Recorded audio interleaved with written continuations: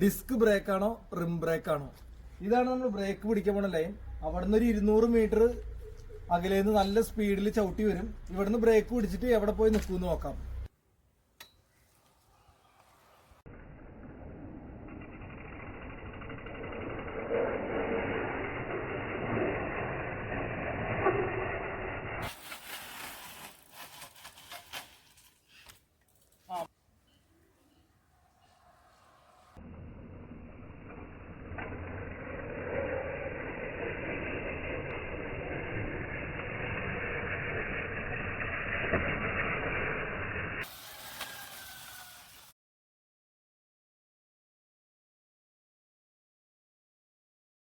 ഇവിടെ ഉണ്ടോ റിം ബ്രേക്ക് വന്നു തന്നെ, ഇവിടെ ഡിസ്ക് ബ്രേക്കും.